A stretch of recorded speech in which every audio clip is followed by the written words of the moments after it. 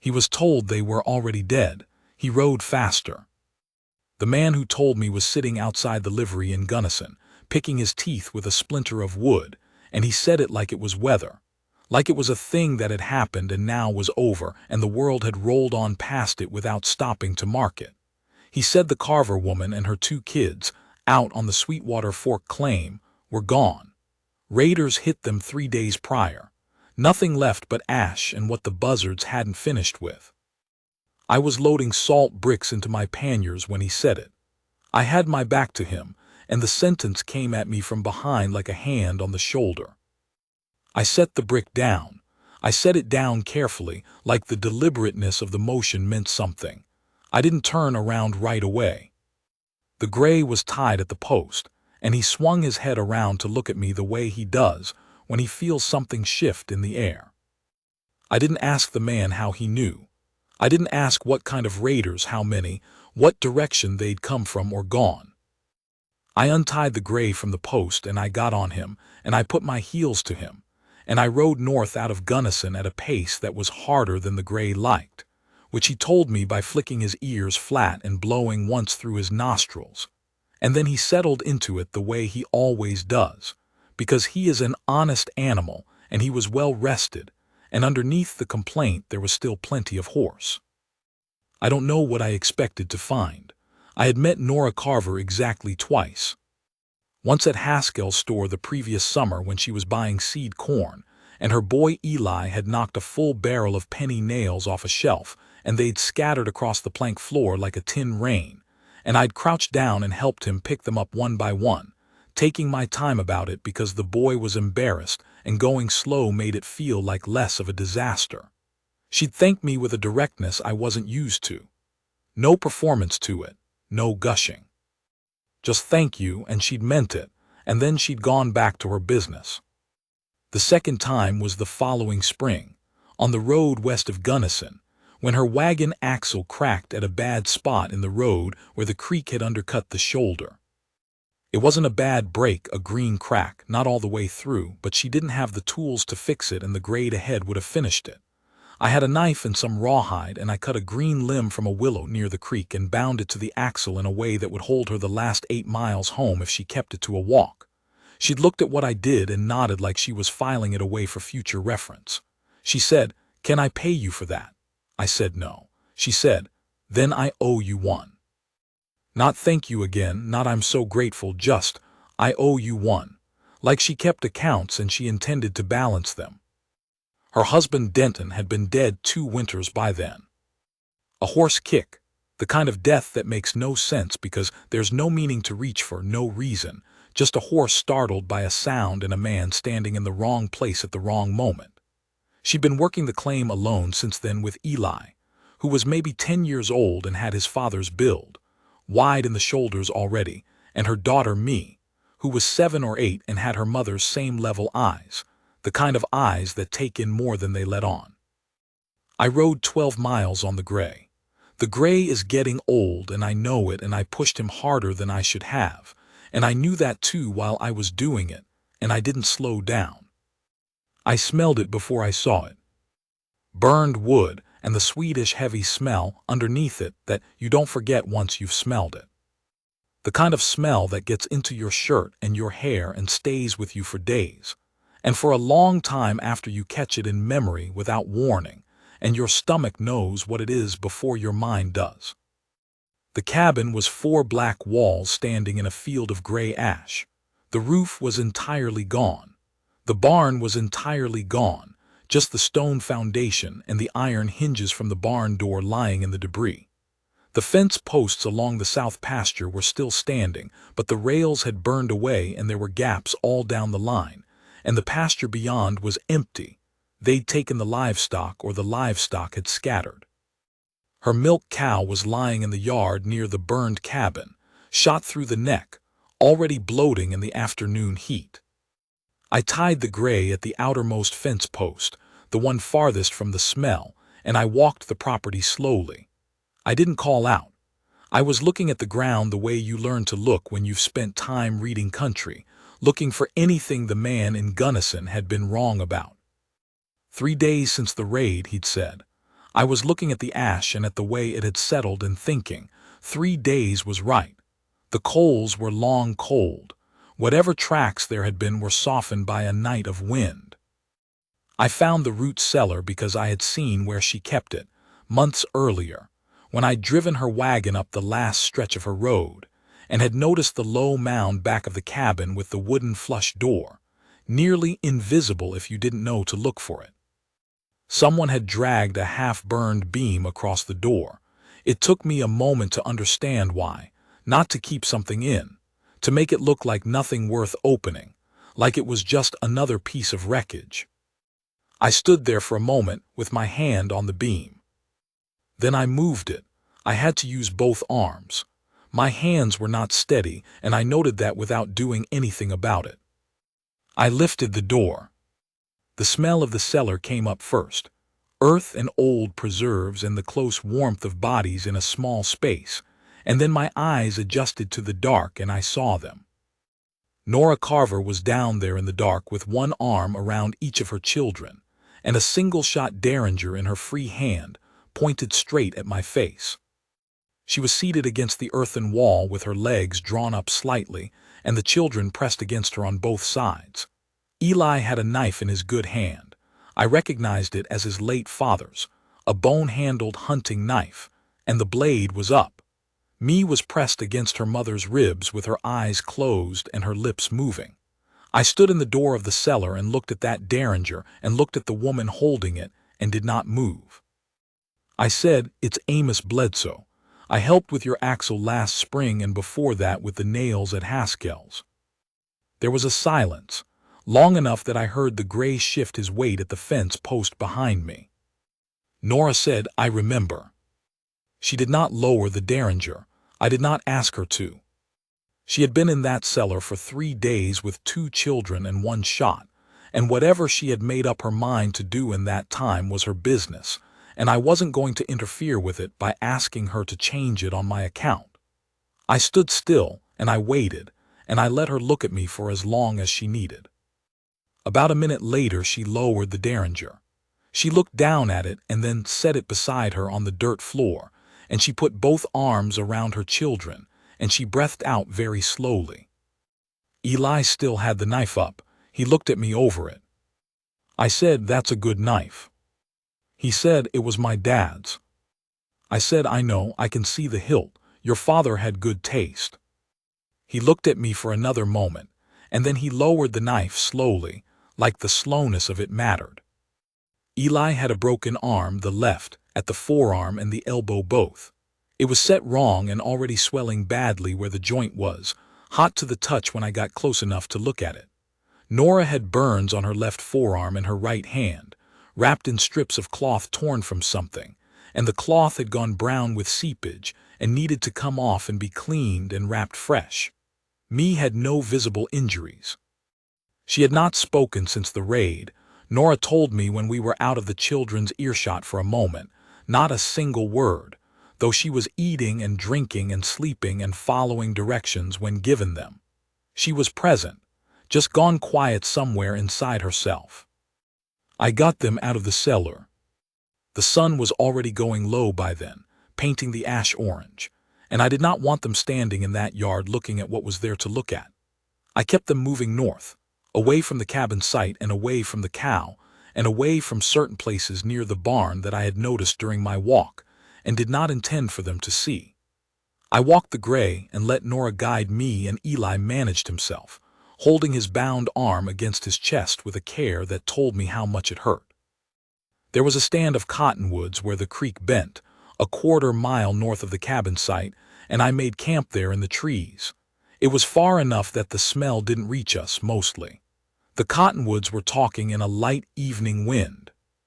I had salt pork and hardtack in my pack and a half canteen of water, and an extra canteen I filled from the creek before I started the fire.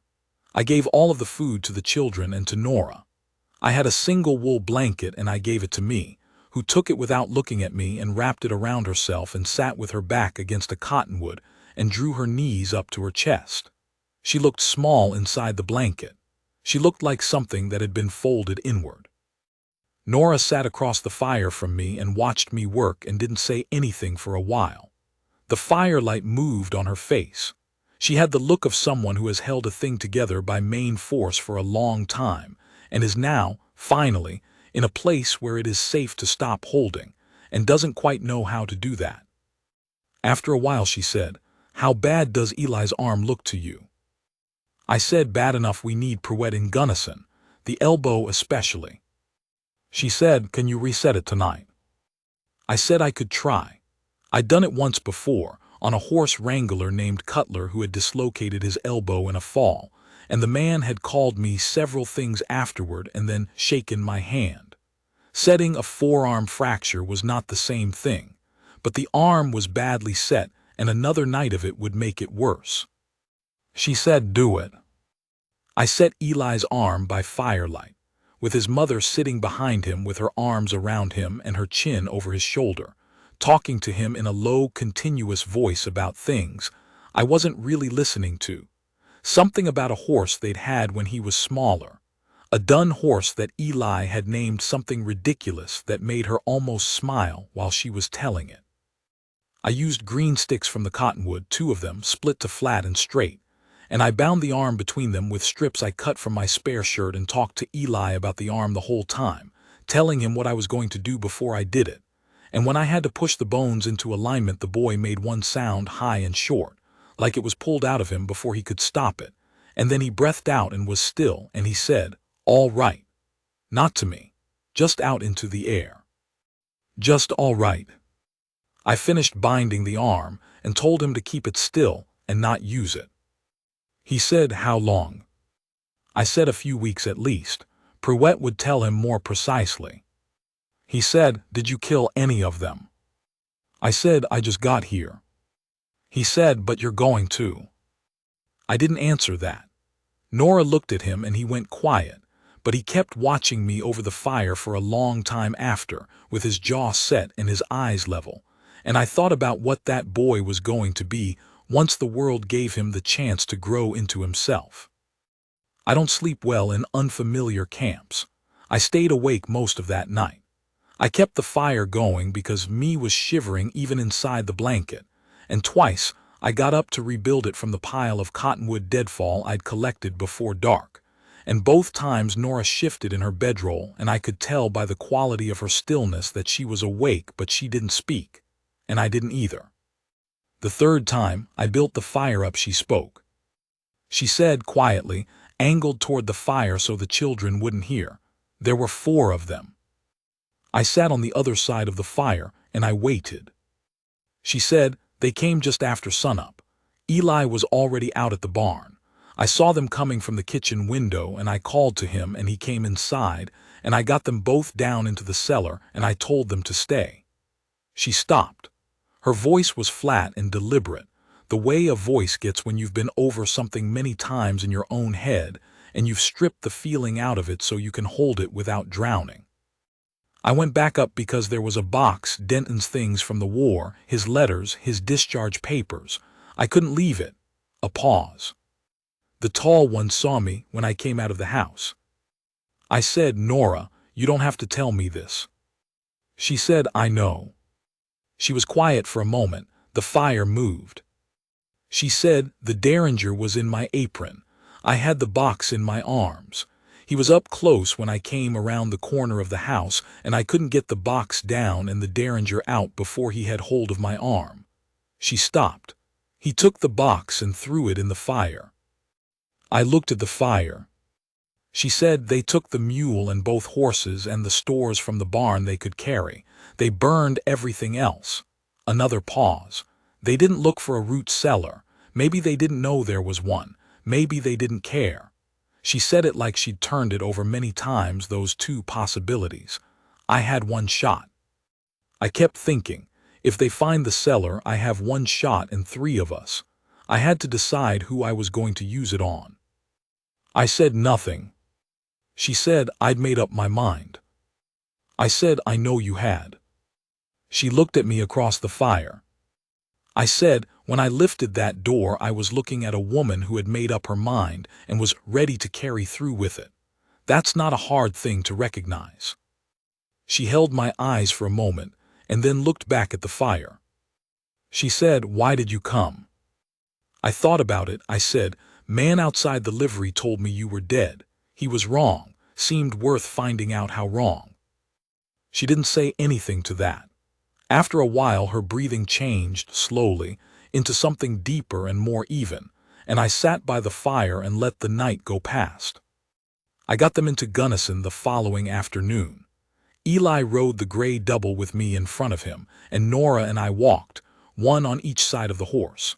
I'd offered her the horse twice, and she declined twice, and I didn't offer a third time. She walked with a steady, deliberate step, and she didn't complain about anything over the 12 miles, and neither did the children. Doc Pruitt ran a practice out of a 2-room building on the east side of Gunnison's Main Street. He drank more than was good for him, but he worked careful when he was sober, and he was sober that afternoon, which I counted as luck. He looked at Eli's arm, which he rewrapped and resplinted with proper materials, and he said I'd done a reasonable job given what I'd had to work with. He said the elbow would need watching, but the alignment was acceptable. He looked at Nora's burns, which were worse than she'd let on, 2 of them on the back of her right hand deep enough to be concerning, the skin waxy and tight, and showing the color that means the burn went all the way through. He said fever was likely in the next day or 2, and that they needed to be cleaned and properly dressed twice a day. He looked at me last. He sat down in front of her and he looked at her for a while, and she looked back at him with her level eyes. He said she needed time and quiet and nothing else. He said some children go quiet after something like this, and some of them stay quiet, and most of them come back to themselves if you give them enough of both, time and quiet. I paid Pruitt from what I had on me. Nora saw me count the bills out, and she said my name, just Amos, in a tone that carried 2 things at once, "Don't" and "I see you." And I said we'd settle up later, and she looked at me for a moment and looked away. Hetty Foss ran the boarding house on the main street, a large, capable, no-nonsense woman who had outlasted 2 husbands and a fire, and showed no signs of being defeated by anything the territory had left to throw at her. I knew her slightly from passing through Gunnison over the years, enough to know she was straight and would do right by people who deserved it. I went to her that evening and asked about rooms. She had 2 available. I told her it was for a woman and 2 children whose place had been burned out, and I said the name. Her face changed when I heard it, not dramatically, just a settling, a tightening around the eyes. She said she'd heard about the Carver place. She said clearly she'd heard it wrong since the woman in question was alive. I said yes. She asked what happened to the burns. I told her. She said she'd look after the burns herself. She said she'd done it before and she knew what to put on them, and she said it in a way that made clear she wasn't asking for my opinion on the matter. She said Eli and me could have the back room and Nora the front, and she named a rate that was fair, and I said that was fine. She looked at me over the top of her glasses for a moment. She said, "You're the Bledsoe man. You've been through here a few times over the years." I said I had. She said, "You got somewhere to be pressing." I said not particularly. She nodded like that settled something she'd already decided, and went back inside. I stayed 11 days. I told myself it was sensible. The gray needed new shoes from a blacksmith, which was true. I needed to resupply, which was true. I had no commitments pressing on me anywhere in particular, which was also true. All of it was true and none of it was the reason, and I wasn't in the business of lying to myself about things, so I kept the practical facts in front and didn't examine too closely what was behind them. On the 3rd day the fever came.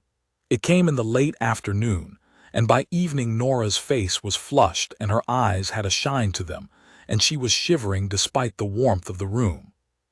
Hetty Foss stayed with her through the night with poultices and cool cloths, and the kind of efficient, no-ceremony care that is worth more than most medicine. I sat in the hallway outside Nora's room. I sat in a ladder-back chair that was not comfortable, and I didn't particularly notice that it wasn't comfortable. And I was there when Hetty came out near dawn to say the fever had broken, and that Nora was sleeping and would be all right. Hetty looked at me sitting in the hallway. She didn't comment on it. She went back to her own room.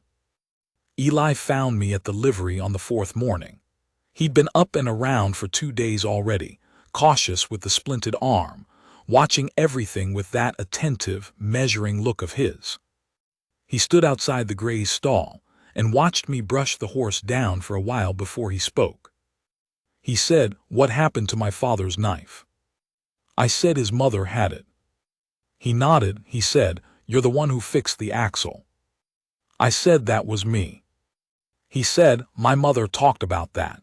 She said you didn't make her feel stupid about it." He seemed to be thinking something through.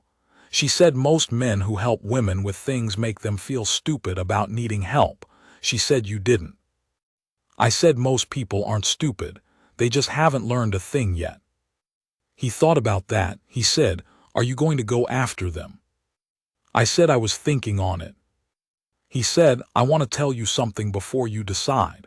He said it seriously, in the measured way he had. There were 4 of them and they were armed well. Long rifles, 2 of them, and the other 2 had revolvers and one of them had both. He held my eyes. "I'm telling you that so you know what you're going into, not to scare you off." I said I understood. He said, "My father would have gone." I said, "Your father sounds like a good man." He said he was. He looked at the gray for a moment. "You're not bad yourself." I looked at the boy. He was looking at the horse, matter of fact, like he'd just reported a fact about the weather. I said, "I'll keep that in mind." On the 6th day, I found a man named Vic Aller, who had scouted for the army out of Fort Garland for 11 years before his knees went bad, and he'd settled in Gunnison to drink steadily and consult occasionally. I had known him from the Fort Garland years. He owed me a thing from a long time back that I'd never called in, and I called it in now. I asked him to think about 4 men with horses and a mule and goods to sell, who had come through the territory 3 days prior from the direction of the Sweetwater Fork, and to think about where such men might go. He thought about it for 2 days, then he told me. On the 6th evening, Nora came to find me at the livery. I was sitting on an upturned crate in the open doorway with my rifle across my knees, breaking it down and cleaning it in the last of the afternoon light. The light was coming in orange and low, and there was a smell of hay and old wood, and the gray eating from his bucket in a steady, comfortable rhythm. She sat down on a hay bale across from me and watched me work. She was moving her right hand more freely now. The burns were healing with Hetty's attentions, though she was still careful with it. After a while she said, "Hetty tells me you've been here 6 days." I said I had. She said, "She tells me you're paying for both rooms." I said we'd talked about settling up later. She said, "Amos," and when I looked up, "I don't have later. I need you to understand that. The claim is gone. The animals are gone, or most of them. Whatever Denton left in savings I had in the house, and the house is ash." She said it straight, no self-pity in it, the way she said hard things, just the shape of it laid out plainly. "I'm telling you so you know what you've put your money into." I said I didn't put it into anything. I gave it because it needed giving. She said there aren't many men who would. I said I didn't know about that. She said, "I do." She looked at me steadily. "I've been on my own for 2 winters and I know what men do and don't do when a woman is in trouble with no one to press them into helping." She paused. "You came because you heard I was dead and you thought that was wrong. You came alone, 12 miles, and you moved a beam and you opened a cellar and you spent the night in a strange camp resetting a boy's arm." She stopped. "I know what that is." I said, "What is it?" She said, "It's a man who does things because they need doing." A pause. "That's rarer than you think." I looked at the rifle in my hands and then back at her. She said, "What are you going to do about the men?" I said I was working on that. She said, "About any of it?" I said, "About any of it." She looked at me for a moment. Then she said, "I have a sister in Colorado Springs, Cora. She's been asking me to come for 2 years since Denton died. I always said no because the claim was Denton's dream and I didn't want to walk away from it. She stopped. There's no claim to walk away from now. I said, Colorado Springs is maybe 3 days riding, good weather. She said, I know what it is. I was born in Pueblo and I know this territory. She said it without edge, just, I know things too. What I don't have is horses. I said I could get you there. She looked at me. I said, if that's what you want to do. She said, why would you do that? I said, because Eli's arm needs another 2 weeks before he should be traveling hard, and your hand needs another week at least, and me needs time and quiet somewhere that isn't a boarding house hallway, and because I know the trail and you don't have a horse. She said, those are the practical reasons. I said, they're good reasons. She said, there are other kinds. I looked at her. She held my eyes and didn't look away, and after a moment she said, all right, Colorado Springs. When Eli's arm and my hand are ready. I said, I'll let you know when they're ready. She said, I'll be the judge of when my hand is ready. I said, fair enough. Something moved across her face that might have been the beginning of a smile. Then she stood up and went back to the boarding house. On the 8th day, I rode out before dawn. I won't go into the particulars of what happened. The particulars aren't the story, and I don't talk about them now, and I won't write them down here. I'll say that Vic Allers' information was right about where 2 of the 4 men had gone, and that I found them camped on the far side of Saguach Creek with Nora's mule and her roan mare still in their possession. I'll say that I came back into Gunnison the following mid-morning with the mule and the mare on a lead line, and 2 fewer men in the territory than there had been the morning before. The other 2 I never found. They were in the wind somewhere and they stayed there, and I looked for a while and came to the point where looking further would have taken me away from what I'd decided I wanted to stay close to. I carry that unfinished piece still. Some things don't close. I've made peace with that mostly. I tied the mule and the mare at Hetty's post. Eli saw me from the upstairs window. He came down at a run, careful with the arm, and he was on the porch before I'd made the top step. He looked at the mule and the mare. He looked at me. He said, just those 2. I said, just those 2. He said, 2 out of 4. I said, yes. He held my eyes for a long moment. Then he said, all right, and he nodded once slowly and went back inside. Nora came out 10 minutes later. She stood at the top of the porch steps and looked at her roan mare tied at the post, and her face did something I didn't try to read. Then she came down the steps and went to the mare and put her good hand on the horse's nose, and the mare pushed into her palm and blew out softly. She stood like that for a while with her back to me. Then she turned and she looked at me and she said, thank you, Amos. The words were plain words. But the way she said them, looking straight at me, no ceremony, nothing performed about it, just the full weight of what she meant landed different than plain words usually land. Like she was paying a debt that had more to it than the numbers on the bill. I said, you're welcome, Nora. We left for Colorado Springs on the 10th day. The morning was clear and cold, a thin frost on the grass, and the air had that dry bite to it that means the day will warm slowly and be good by afternoon. Eli rode the roan mare. Me rode the mule, which had a broad back and a slow, lulling walk that suited her. For the first morning, Nora rode behind me on the mule, an arm around the girl, and me leaned back against her mother and watched the country pass. By the second afternoon, Nora was riding her own. She managed the reins with her wrapped right hand carefully, the fingers not fully closed, but she managed them, and she rode easy, the way someone rides who grew up in the saddle and never quite lost it. I watched this out of the corner of my eye more than I should have. I watched the way she sat the mule, and the way she read the trail ahead without having to think about it, and the way she handled the open country, which is a different thing from handling settled country. It requires a kind of alertness and ease at the same time that not everyone has. We made camp the first night in a low draw out of the wind, with a fire built small and low between two rocks, and I cooked the rabbit I'd taken in the late afternoon, and we ate without much talk. Eli was tired and me was quiet as usual, and Nora was somewhere inside her own thoughts. After the meal, Eli went to sleep quickly, the way young people do when they're healing, their bodies doing the work on their own schedule. Me curled up near the fire in her blanket. The second night me spoke.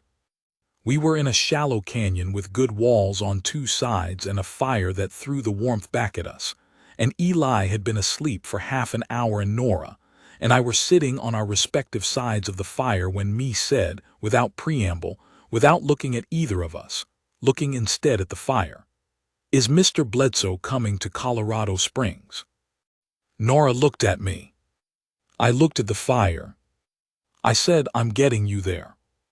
Me said, "But is he coming after, to stay?" Nora said, "Me." Me looked up at her mother and then at me, with those level eyes, patient, waiting, and she said, "I'm just asking." I said, "I don't know yet, me." She looked at me for a moment, taking that in. Then she put her head down on the blanket and closed her eyes, and that was that. Nora was looking at me from across the fire. I met her eyes and then looked away, back to the fire, and there was a long quiet. After a while she said, "You don't have to." I said, "I know." She said, "But." I said, "But." She waited. I said, "I've been moving around this territory since I was 19 years old. Scouted, ranched, worked other men's cattle, driven freight. Never one place longer than a winter mostly."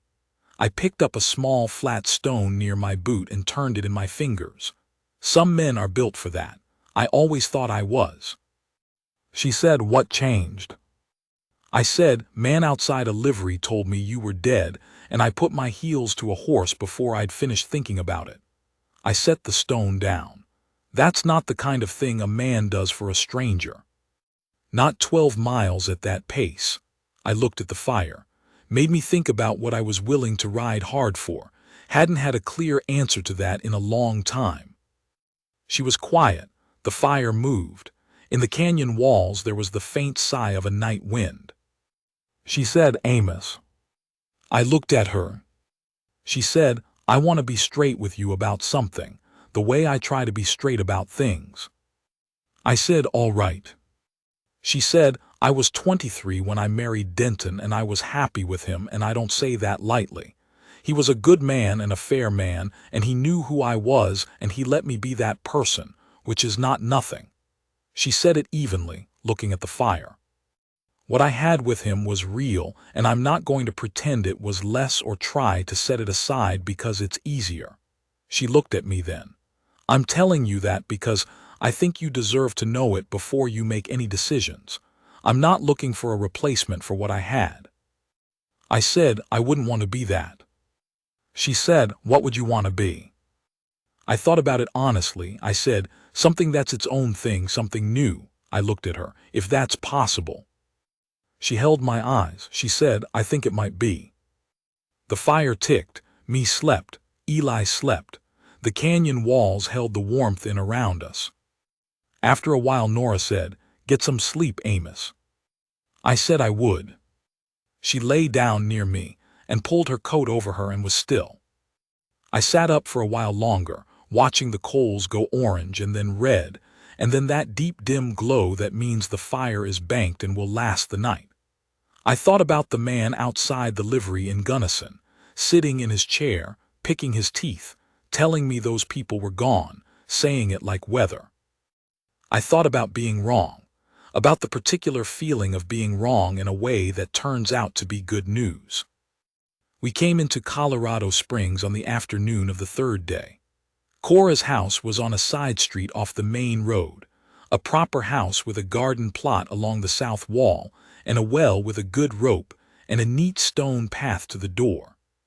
Cora herself came out while we were still in the road, a stout woman, shorter than Nora, with the same level brown eyes and the same directness about her. She came across the yard at a walk that wanted to be a run, and she put her arms around her sister and held her. She held her for a long time without saying anything. Then she stepped back and looked at Eli's bound arm and at Nora's wrapped hand, and her jaw tightened. She didn't make a sound about it. She turned to me and crouched down to be level with the girl and waited. Me looked at her for a moment, this woman she hadn't seen in 2 years, and then she stepped forward and put her forehead against Cora's shoulder, and Cora's arms went around her. Cora looked up at me over me's head. She said, "You must be Bledsoe." I said I was. She said, "Get down off that horse. You're staying for supper." She said it the way Nora said things, not a question, just a fact she'd decided. I got down. I stayed for supper. Then I stayed 3 days after that working. Cora's husband was a man named Harlan, a quiet, deliberate man who ran a freighting business out of a yard south of town and came home tired in the evenings and rose early in the mornings. He had a fence along his east property line that needed new posts on the south end, half rotted out at the base, and a barn door that had come off its upper hinge and was sagging on its lower and needed to be rehung, and a dozen smaller things besides. I worked on them. It felt good to work on things that needed working on, the kind of straightforward labor where you can see what you've done at the end of a day. Eli helped where he could, one-handed, fetching and steadying and handing me things, and watching how the work was done with the same attentive look he watched everything. He didn't talk much while he worked. He listened. On the evening of the 3rd day, I was at the well washing the day off my hands when Nora came out of the house. She crossed the yard and stood beside me. She said, "Harlan says you've been working yourself to nothing out here." I said the fence needed doing. She said he has 2 sons. I said they hadn't started it. She made a short sound that was a laugh fully this time, an actual laugh, the first I'd heard from her. It suited her. She leaned against the stone of the well and looked out at the garden in the evening light, the last of the sun going long and gold across the bean rows and the squash and the small apple tree at the south corner. She said, "Me talked through the whole of supper last night." I said I heard. She said she asked Harlan about his horses. She talked about the mule. She told Cora about the canyon where we camped the 2nd night. She stopped. She said it was cold but that you built a good fire. I said that was kind of her. She looked at me. She said, "Amos, are you planning to leave?" I said I hadn't decided. She said, "There is still a fair amount of fence that needs doing." I said I noticed. She said, "And Harlan is a good man, but he's one man running a yard, and there's more work here than one man should carry." I said that's clear. She said, "Amos." I looked at her. She reached out and put her hand on my arm. Her right hand, the wrapped one, the careful one, laid flat against the sleeve of my shirt. Not a grip, just a rest. The way you place your hand on something when you want it to know you're there. She said, "Stay." Just that word, in her voice with the weight she put behind it. I looked at her hand on my arm. I looked at her face, steady and level and open, and the garden behind her going gold, and I heard from inside the house me's voice, and then Eli's, and then Cora laughing at something one of them had said. I said, "All right." She nodded once, the same kind of nod she'd given me over the axle 3 years ago, filing it away, marking it as settled. Then she left her hand there on my arm for a moment longer, and then she took it back. She said, "Supper's in an hour." She walked back to the house. I stood at the well with the water drying on my hands and the light going down slow over Cora's garden. I thought about all the miles I'd put behind me over the years, all the places I'd passed through and slept in and worked in and ridden away from. I thought about how a man can tell himself he's the kind of man who keeps moving and believe it for a very long time, and be wrong about it, and not know he's wrong until something stops him. Something like a man outside a livery, getting a fact wrong. Something like a cellar door and what's inside it. Something like a woman's hand on your arm and one word that carries everything she means, freely given, because she means it, not because she has to, not because there's no other choice, but because she looked at you and she decided. I'd done a few things in my life I was proud of, not many but a few. I'd been useful more often than not. I'd kept my word when I gave it. I'd tried to do the right thing in the situations that required it, and I'd mostly succeeded, and when I hadn't I'd tried to make it right after. But I don't think I'd ever been chosen before. Not like that. Not by someone who had seen the whole of what I was, the age of me, the years on me, the wear of it, and looked at all that and said, "Stay." I was willing to stay. I was, it turned out, that kind of man after all. The light went all the way down. The first stars came out over Cora's garden, over the apple tree and the bean rows and the stone well, and somewhere inside the house a lamp was lit and the window went warm yellow, and I could hear them all in there, me talking, Eli talking, Cora and Harlan and Nora talking, and I stayed where I was for one more minute, just listening to the sound of it. Then I went inside. There is a thing about staying that nobody tells you, which is that it has its own particular kind of hard. Moving is hard in the obvious ways, weather, distance, uncertainty, the grinding sameness of the trail. But moving is also, in its way, easy. Nothing is asked of you that you haven't chosen to give. You can leave a place when it gets difficult. You can leave a conversation when it goes somewhere you don't want to go. You can be the stranger who helped and moved on, which is a clean, limited thing with a clear ending. Staying asks more. The first month I mostly worked. Harlan accepted my help with the naturalness of a man who has too much to do and is too practical to stand on ceremony about accepting labor when it's offered freely. We replaced the fence, hung the barn door, redug the drainage channel along the north side of the yard that had silted up and was causing the ground near the barn to go soft. I was useful in the way I knew how to be useful, with my hands and my back, and there was satisfaction in that. But there were evenings. Evenings around Cora's table, with all of them, Harlan and Cora and Nora and the two children and me, and those were a different kind of thing. I had not sat at a table like that in a very long time. Not since before my own family was gone, which was 20 years back, and even then I had been younger and the world had seemed like it was going to have many more of those evenings in it. I was quieter than the others at the table. That was all right. They didn't seem to require me to be something I wasn't. Me started talking to me directly around the third week. Not about anything in particular at first, about the horses, about what she had seen that day, about a question she had about something she'd been thinking. She had her mother's directness and her mother's attentiveness, and she was, I thought, going to be something worth watching as she grew up. She asked me once about the gray, how old he was, and I said I didn't know exactly because I hadn't raised him from a foal, but I thought he was 14 or 15. She said, "Is that old for a horse?" I said it was getting there. She said, "What happens when he gets too old?" I said, "He gets to rest." She thought about that. She said, "That's good." Eli and I had a different kind of conversation when we had them at all. He was not a boy who talked for the sake of talking. When he said something, he meant it. He asked me once in the third week about tracking, how you read sign, how you follow something that doesn't want to be followed. We were out at Harlan's yard that morning and I spent an hour on it, showing him what to look for in the ground and in the disturbed grass, and in the way an animal or a person carries their weight. He listened without interrupting. He asked 2 questions, both good ones.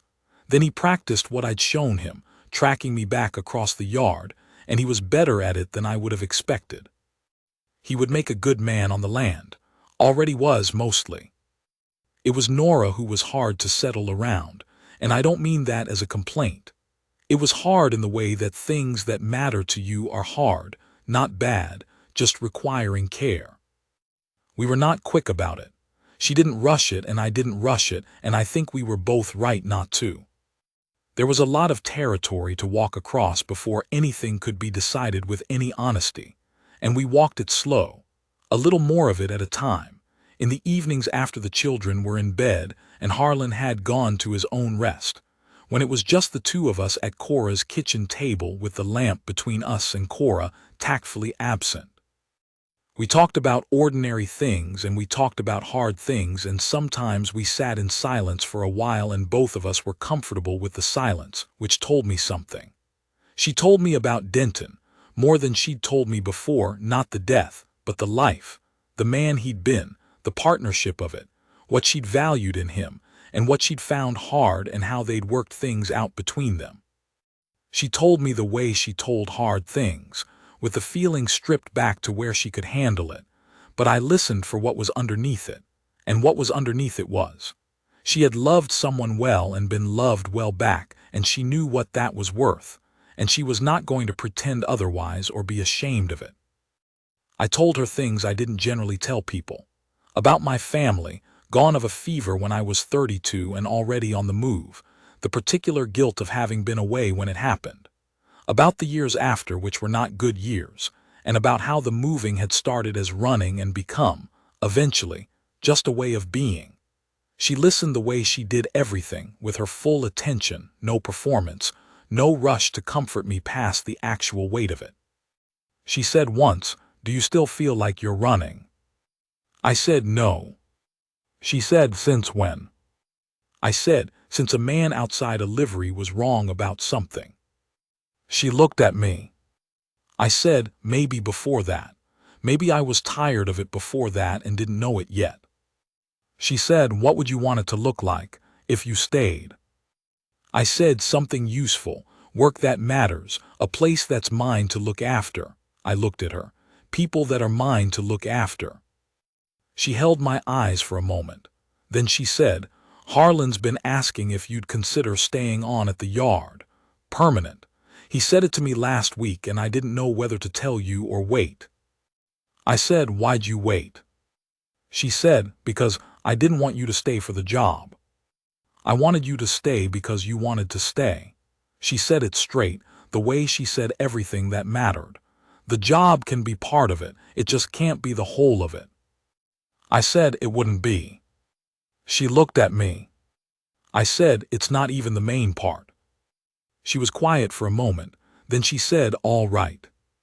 6 months after we came into Colorado Springs, I married Nora Carver at a small ceremony in the yard of the house she and I had taken on the east side of town, a modest place with a south-facing kitchen and a good barn, and enough ground for a garden and a small pasture. Cora had found it for us. Harlan was my witness. Me stood next to her mother and held her flowers for her, very seriously, and Eli stood next to me, also seriously, and the minister was a short man from the Methodist church who said the right things and got out of the way. I put my ring on Nora's hand, her right hand, because her left still bore the scar from the burns, puckered and tight over 2 of the knuckles.